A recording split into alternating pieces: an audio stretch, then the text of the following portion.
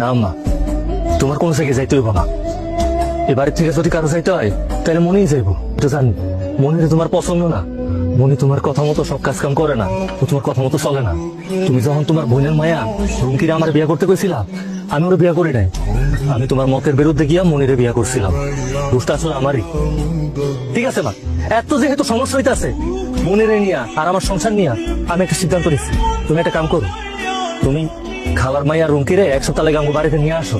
রুমকি যদি আমগো বাড়িতে আইসা আমার মন যুগে চলতে পারে, এই বাড়ির সব কাজ কাম তুমি যেমনে কমনে করতে পারে, তাহলে যাও এক সপ্তাহ পরে আমি রুমকিরে বিয়ে করবো। আর মনিরে আমি তালাক দিয়া দেব। এত বড় একটা সিদ্ধান্ত তুমি আমার না জিজ্ঞাসা লয়ে রইলা। আমার যদি তালাকে দিবা তাহলে আমার বিয়ে করছো কেন তুমি? মায়ের কথাই বউ তালাক দিয়া দিবা। দেখুন, আমি এই বিষয়টা নিয়ে তোমার সাথে একটা কথাও বলতে চাই না। আমি যে সিদ্ধান্তটা নিছি অনেক ভাইবা চিন্তা নিছি।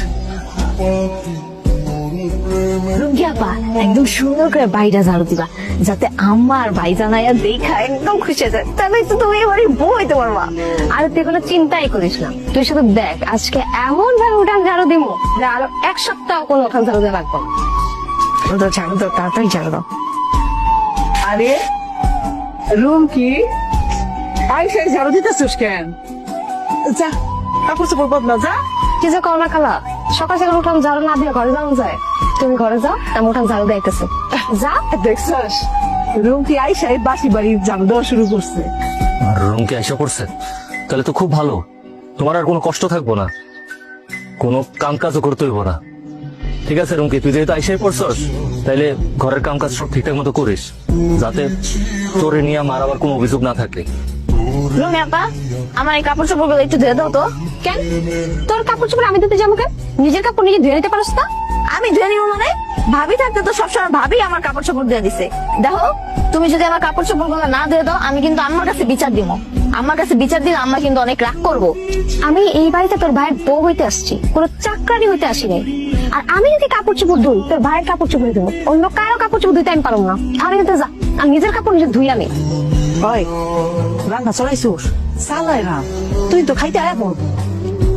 শোন, তুই না একটু জাল পছন্দ করে, একটু জাল বেশি করে দিস। আর তুলি লেগে একটু আলু ভর্তা বানাইস। তুমি এটা কি করলে খালা? এটা কি তুমি কোনো হোটেল পাইছো যে যে যাদের মতো পছন্দ খাবার অর্ডার করতেছো? দেখো খালা, আমি তো সবার পছন্দ মাথায় রেখে আনতে পারবো না। যেমন পারি এবার আনতেছি, তুমি খাই নিও। এটা কেমন কইরা কইতেছস? তুই না তুহিনের বউ হবি, তাহলে সবার পছন্দ অপছন্দ জানতে হইব না? খালা, আমি তুহিন ভাইয়ের বউ হবো, তার পছন্দ মতো তো রান্না করতেছি। এখানে আবার তোমার পছন্দ কি আছে, তোমার ভাইয়ের পছন্দ কি আছে, আমার পছন্দ আমি কি লেগে দেখবো? খালা, তুমি ওখান থেকে যাও তো। আমি তোমার করেছিলাম তোমার কথা মাইনা রুমকির এ বাড়িতে নিয়ে আসতে, আর আমি তোমার কথা দিয়েছিলাম রুমকির আমগো বাড়িতে আনার পর রুমকি যদি তোমার কথা সব শুইনা চলে, এবারে কাজ কাম সব ঠিকঠাক মতো কইরা তোমার মন জোগায় চলতে পারে, তাহলে এক সপ্তাহ পর আমি রুমকিরে বিয়া করব। আমি তো তোমার এটাও কথা দিয়েছিলাম, রুমকিরে যদি আমি বিয়া করি তাহলে মনির আমি তালাক দিয়া দিব।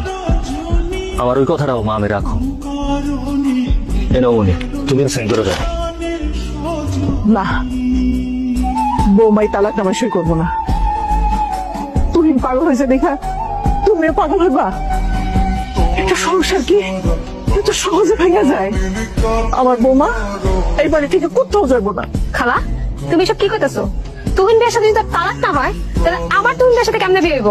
আমি কি তোরে কখনো কইছি আমার পোলার বউ বানাবো তোরে?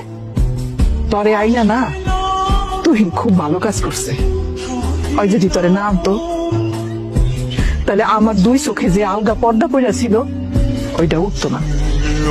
এই যে আমার বউ কোনোদিন আমার সাথে এমন খারাপ ব্যবহার করে নাই যাতে আমি কষ্ট পাই।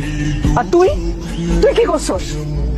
কাজ কাম তো করছি না, এমন ভাবে কষ্ট দিয়া কথা কইছস কোন জায়গা জুড়ে গেছে। আম্মা তুমি ঠিকই কইছো, ভাবি আমার কত যত্ন করছে, কত স্নেহ করছে। আর রুমকি আপা কয়দিন আগে আমার কতগুলো কথা শুনাইছে।